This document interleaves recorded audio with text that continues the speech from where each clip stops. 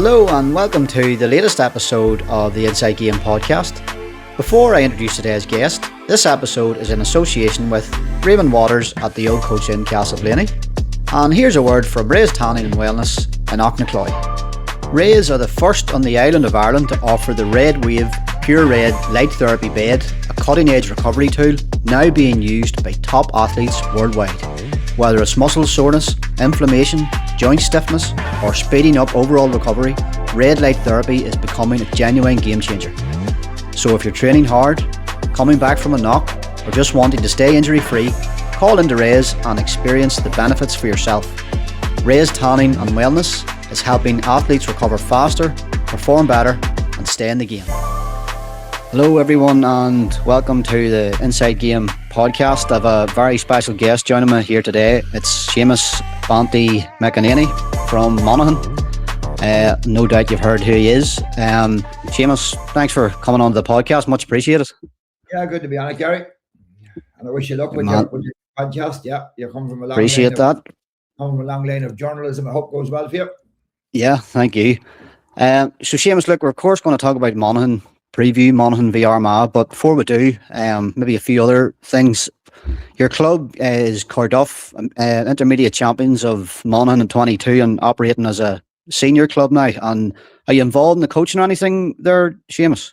Yeah, listen, I've been manager for the last 4 years, Gary, off the team, and obviously Rory Gallagher has been coaching with us for the last 4 years, and we were lucky or fortunate to win the intermediate double in 2022 and progressed, as you said, to senior football, and thankfully we've avoided any part of relegation playoffs for the 3 years senior. And actually, believe it or not, I know it's not a tag we want to have, but we're the only team to beat Scotstoun in Monaghan Championship or Ulster Club in 2026. We beat them in the last round of the last round robin game. So yeah, no, listen, our lads the Carduff lads has bought in very heavily into the structure that's put in place, and they're unbelievably committed, and they're absolutely maximising themselves over the last 4 years. So we couldn't have asked for any more. But I've stepped away. I'm taking time out, and for the time being, anyway. But thankfully, Rory Gallagher is still there as coach, and Mark McEnaney is the team manager, and Peter Donnelly has joined us as well. So there's still a good structure there in Carduff. Well, I see you in Monaghan, you play in 2 groups of 5 group stage, and I'd noticed that you actually finished ahead of Scottstown, so obviously beating them there has played a part of that. But as a result, I would imagine Carduff don't see themselves maybe too far away then. Oh, listen, we would see ourselves as the bottom, in the bottom 5 maybe in senior football for the last 4 years. We have been traditionally an intermediate club and a junior club. We only ever played 1 year senior football before 2023. We played in the senior championship in 1999. We won the intermediate championship in 98. So that was the only 1 year in 100 years we played senior football. And then the Winter Intermediate Championship was huge for the club in 2022. But thankfully we've stayed up, and we would see ourselves as building. We played in the minor Division 1 Championship final this year in Clonus. Clontibret beat us, and they were beaten eventually by Drummond in the Ulster Club final. And we competed with them for a long period. So we would hope that we'd be able to bring 5 or 6 of that minor team through this year into our panel and getting game time. Some of them was already playing last year as well. So listen, we're a team that's building, and you know what's very important to any club, we're a club that's maximising everything that's within the club potential wise. Every player that's capable of playing football in Carduff is playing with Carduff. I think that's the single most important thing. And we have a really good committee, headed up with a chairman, Colin Marn, and our secretary and our treasurer. The 3 great people who heads up our committee, and we're in a very fortunate position to be in that position. Well, you mentioned Scottstown. They finally got over the line in the Ulster Championship. They were so close a number of times. It wasn't to be in the All-Ireland semi-final this year against a Goots and Bridget's team, but Scottstown, the fairly fly the flag high for Monaghan football. Listen, Scottstown are the standard bearers, and where we would have thought maybe 2 years ago that some of their senior players were coming near the tail end of their career. They've landed with 4 of last year's minors that went straight into the senior team and became big players.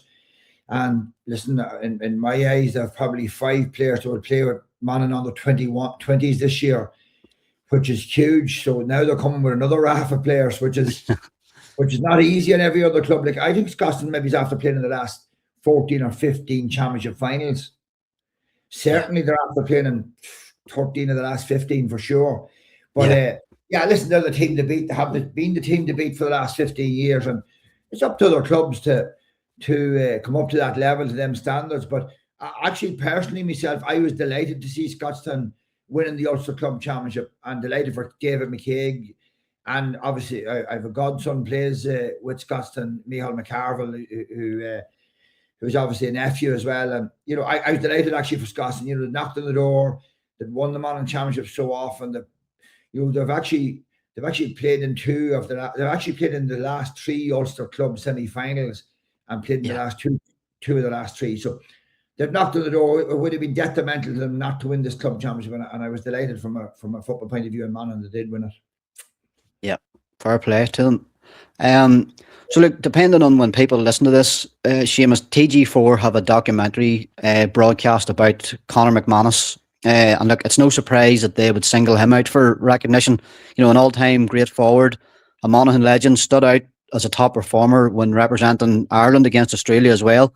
You've worked with him, Seamus. Tell us about Conor, and another question: would he be Monaghan's best ever? Yeah, listen, I think when you sum up, and I thought about this when we had a Clontibbert, his club, at a fundraiser in Clontibbert to congratulate Conor back a few months ago. And yes is the answer to the question. When you sum up Conor McManus is the greatest ever Monaghan footballer. And not only is he a brilliant footballer, he's a really good, modest young man that goes about his business really well. He's very, very easy to manage, and he has given unbelievable service now to Monaghan football. I was fortunate enough to give him his debut in 2007. Actually, this is talked about a lot. After he didn't make the minor panel the previous year in 2006, he played the Ulster he played in the Ulster Championship in 2007, and I've been fortunate to manage him maybe 6 years out of his inter-county career, and he's a dream to manage. And listen, his record stands for himself. He has 3 All-Stars, multiple Ulster All-Stars, 2 Ulster Championships, and an array of other man and matches. Yeah, without fear of contradiction, he is our greatest ever player. Yeah. Class act for sure. We had some fantastic players like Newdy Hughes would be in that conversation. Freeman would be in that conversation. We massive players, but you'd have to say that Conor McManus has been our greatest ever player. Yes. Yeah, 2 other very good names there indeed. Seamus, the demands of an inter-county manager, you've spoke openly about this before, that it's like a full-time job, and that's certainly the truth, and probably only getting worse really at this stage. And look, you've certainly been very much part of it over the last 20 years. You're well educated on the matter. 9 years with Monaghan, over 2 spells, and in between that a couple of seasons with Meath and 1 with Wexford. So look, I've no doubt you reflect on your managerial career with fondness. It's obviously something you had a passion for, but at the same time there's a serious commitment to it. Yeah, inter-county management is a full-time job. Actually, senior club jobs, like the Scotstoun senior club job and playing an Ulster club final and playing All-Ireland club semi-final, it's very close to a full-time job. But managing any inter-county team, you basically wouldn't need to have an awful lot else to do. You need to be either self-employed and or a teacher to do the job. I'm not criticizing teacher, but teachers has time to get time in the evenings, but it is a full-time job. When you talk about video analysis, opposition video footage, talking to your management team, you're dealing with managing inter-county team is managing a business. You're managing 50 people, which includes players and backroom team, and you're negotiating with the county board, and you're thinking weeks ahead. You're meeting your management team, working weeks ahead, and then you're going back on games. It's a huge commitment. But may I add, this one of the greatest honours of my life and privileges of my life to have managed Monaghan for 9 years of the last 20. These are opportunities not everybody gets, and I was privileged and honoured to get it, and I enjoyed largely every minute I was there. But you would need to be successful in the job now, because we've moved into a different era as well. We've moved into an era of social media. We've moved into an era of criticism online by faceless people. Listen, some managers can deal with that, and it affects some other managers. It affects some people. Me personally, I never pass any remarks of what anybody says faceless people have said online, whether it's business or football. They are irrelevant to me. And when you're managing inter-county teams, they have to become irrelevant to the inter-county manager. You have to manage the people that's in the group. You have to manage the family, that football family that's in there. But your question is this a full-time job? 100%. It takes over your life. Inter-county management takes over your life. You're thinking about going to bed. You're thinking about getting up in the morning. You're thinking about football every single minute of the day. It never leaves your mind when you're managing the county team. Yeah. And you just have to be passionate about it, which you quite clearly are, and always have been, Seamus. I'm passionate about Gaelic football in general. I would go to 5 games a week if they were on. Not if I had time. I would take time for them. Whether friendly matches or minor matches or senior matches. I love football. I love the club. I love the county we're from. So it's a passion, but it's also it's a privilege to be able to do it. Yeah. I'm going to read you a quote here, Seamus. It's not your quote. I'll tell you who it is in a minute, but it came one day after Armagh won the All-Ireland in 2024. And the quote is, "We were that Armagh team. When I look at those Armagh players and what they've done, we were that team. We were close. We were nearly good enough. We ultimately weren't. If we had that little bit more, that could have been Monaghan in the last couple of years." Okay, that was a quote by a great servant of Monaghan football, Dick Clerkin. He's now turned pundit, appearing in one of the large nationwide podcasts. And the question I want to ask you, in your time as Monaghan manager, or any time over the last 20 years or so, did Monaghan leave an All-Ireland behind them? I would say when I was Monaghan manager, we certainly left Ulster Championship behind us, at least one, if not two. Did we leave an All-Ireland behind us? Maybe in 2007, when Kerry beat us by a point the last kick of the game. It was an opportunity to play. Maybe in 2018 with Malachy, where the famous Sean Kavanagh foul, where we were beat by a point that day. Do we leave an All-Ireland final behind us? We were very, very close. And, Dick is right in what he said. This was so nearly for even the good players that I managed, so nearly, but didn't get there. And in fairness to both Armagh and Kieran McEnaney, he knocked on the door for 10 years. I believe he was with that group for 9 or 10 years before he got in the door. And, we actually come into criticism the previous September from winning the All-Ireland. I think it was a vote on his management. That's right. Armagh stuck with him, and they were right to stick with him. And sometimes, the county board should stick with managers to see out or to wave out. Just because you knock on the door, for 2 or 3 years and you don't get in, a new manager might not change that for you. But obviously it may, but obviously it worked out right for Armagh. But yeah, there were certainly times in them years, 2007 being the main year that we could have knocked on an All-Ireland, an opportunity to play an All-Ireland semi-final, 2018 with Malachy, which, Malachy had won 2 Ulsters, which was brilliant. It was a new level for Monaghan to reach, and for him to win the Ulster in 13 and 15 was brilliant. But I'd say one of Monaghan's regrets would have been that they didn't make the All-Ireland final in 18.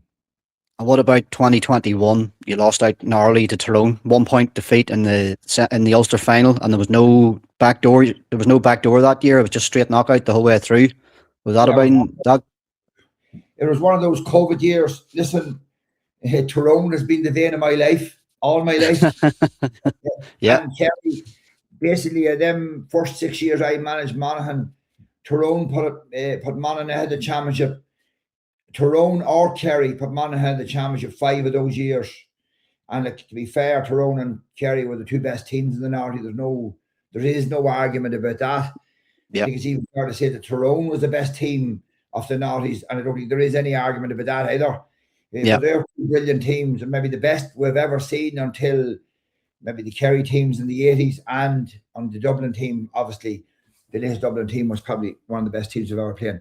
But Tyrone and Kerry and that year was brilliant. And you asked me about 2021, Tyrone beat us by a point in the Ulster final, another game that we could have and should have won. But again, it was against Tyrone. So yes, Tyrone has been the vein of my life, all my life. We could always handle the most of the rest of them. But in fairness, that tide turned. When Malachy came in, we actually beat Tyrone in the championship in maybe twice in that era. But when it come to the All-Ireland semi-final, Tyrone still beat us. 2021 was one of those COVID years where there's no back door. We were a very good team. Monaghan a very good team, and was very, very unlucky to lose that Ulster final, which, believe it or not, then obviously then Tyrone went on to win the All-Ireland. But who knows? Yeah. Just a shout out and a thank you to Raymond Waters at the Old Coach Inn, Castleblaney, for the continued support of the podcast.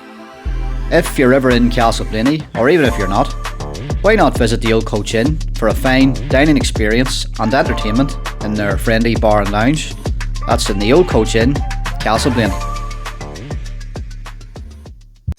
Monaghan football in general, Seamus, when I look at it from the outside, I find it fascinating. Like you spoke about your club maximising their resources, but here you are, a county with the 28th lowest population out of 32 counties in Ireland, and yet you regularly operate in the top 8 or so, All-Ireland quarterfinals, semi-finals, Ulster titles, in the last couple of Ulster titles in the last decade.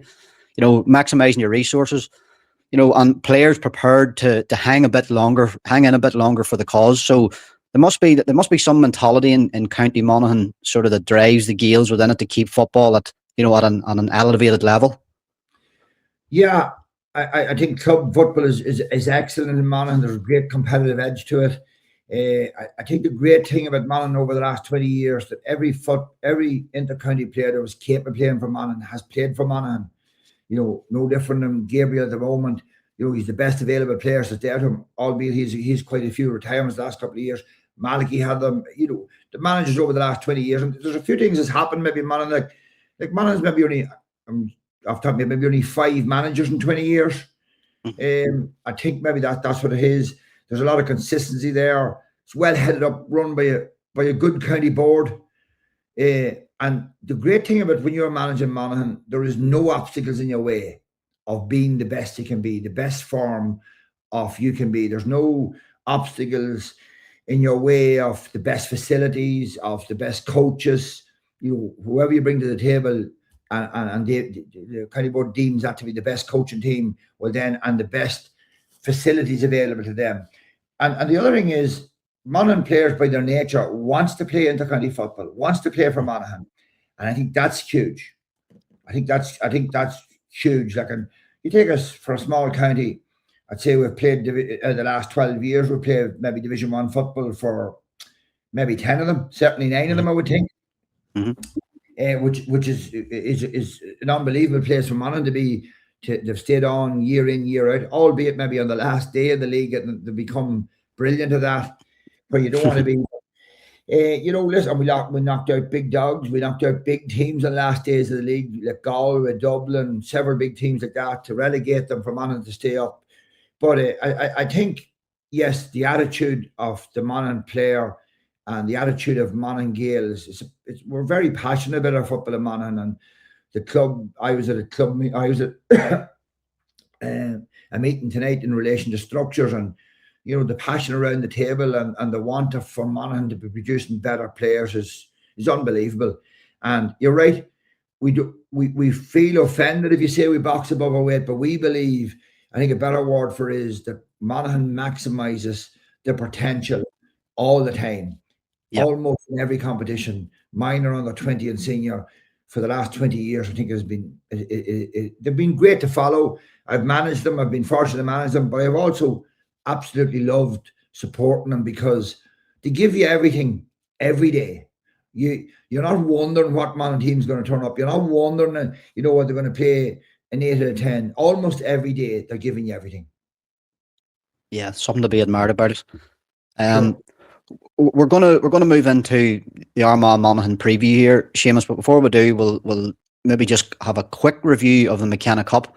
Armagh had 2 games: a narrow defeat to Tyrone and a comfortable win over Down, albeit lost the points for it in the end. A lot of new players were given a run out, players who have been on the fringes in recent years, and also young lads from the under-20s getting some game time. Whereas Monaghan had 4 games going all the way through to the final, with wins over Cavan, Fermanagh, Tyrone, before losing out to Donegal in the final. And of course, no Scottstown players were involved, and new faces were getting game time as well. So, do you think those minutes from 4 matches versus Armagh's 2 will serve Monaghan better going into this league match? I think the geezer will be happy that he got his only 2 games. He hasn't showed his hand yet. We really don't know what Armagh is going to land with. Monaghan will be delighted with their McKenna Cup run until probably the second half of the final, where Donegal rolled on their better players, and it looked like at that point a gulf in class in the second half of that game. Monaghan will be really happy about how the McKenna Cup went up to that. I was at all the games. Some players really impressed to come in from the outside. Young Carlin from Carrickmacross was very good. Hughes from Blaney was very good. They impressed me. Shane Hardy from Enniskeane impressed me. Trainer from True impressed me. So those 4 or 5 fellas, I thought they were very impressive through the McKenna Cup. But on the opposite end of that, I think this preview for the league match between Armagh and Monaghan is going to be more about, the conversation is going to be a bit more about who is not on the pitch for both sides. But summing up the McKenna Cup, we don't know the Armagh team for the weekend. It's very unknown to Monaghan to prepare for Armagh. Monaghan's team is pretty much known because of the Scotston players missing and the players that has been available to us in the McKenna Cup. But I think actually the preview for this game is somewhat more about the big names that's missing from both teams. We won't see Rian O'Neill, we won't see Grugan, we won't see Soupy Campbell, we won't see the midfielder from Grimley. So there are 4 massive players. In any team or any organisation is almost impossible to replace. But then you go to the Monaghan side, and out of the dressing from last year's panel is Conor McManus, Darren Hughes, looks like Rory Beggan, looks like Conor McCarthy, looks like Michael McCarville. I don't believe the Scotland players are going to be available at this point. They're taking a couple of weeks off. So they're huge players at the Monaghan dressing, almost irreplaceable. And yes, we have a few new players. So I think the conversation for this preview game, unfortunately, is about the players that's not in either squads, albeit with Monaghan's found players. But it's a Division 1 first round of a National Football League in Clonus, which is good for Monaghan, home venue. Monaghan play really well in it against an Armagh team that possibly still will field 10 of the team that won the All-Ireland 2 years ago. So this is a difficult assignment for Monaghan. Yeah, I think Monaghan considered a difficult assignment. Armagh considered a difficult assignment. So both, as you say, both teams are very much unknown. And I suppose there's not actually really any form to go by because the McKenna Cup is patchy.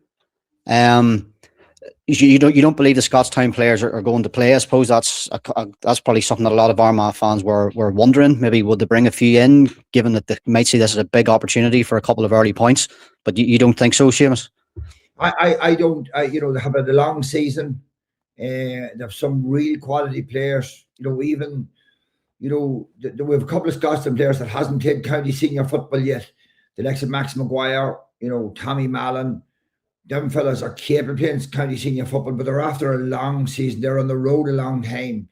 And, I suppose Gabriel Bannigan's going to have to weigh up the long-term benefit of giving them off a month from their last game, which would bring them in after the second league game.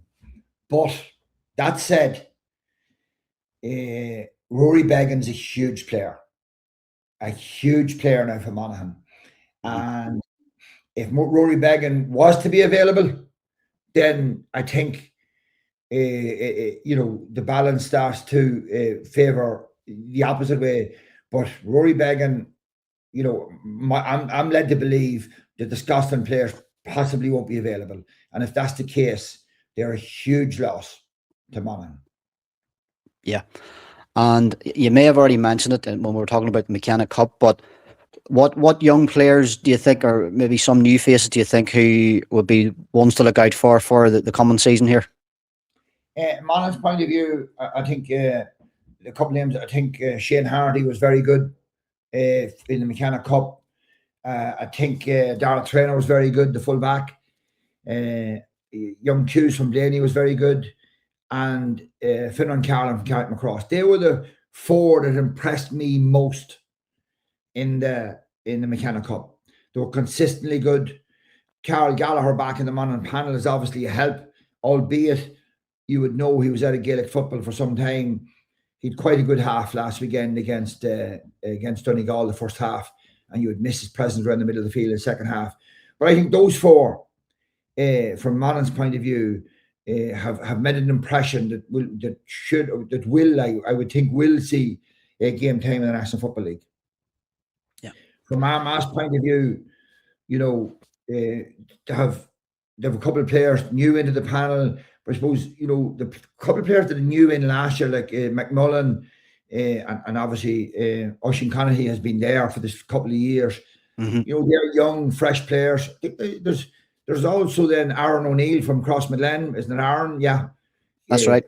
Rian's brother. That's right. So sit the rest and see how he performs. I think Oisin O'Neill now at full forward is a big player for Armagh if Armagh can keep him on the field. So yeah, they have a lot of experience and a lot of talent. And I see probably at least 10 or 11 of the team that played some part in the All-Ireland final 2 years ago playing in the first round of the league. Armagh will see this as a huge game for them in Clonus.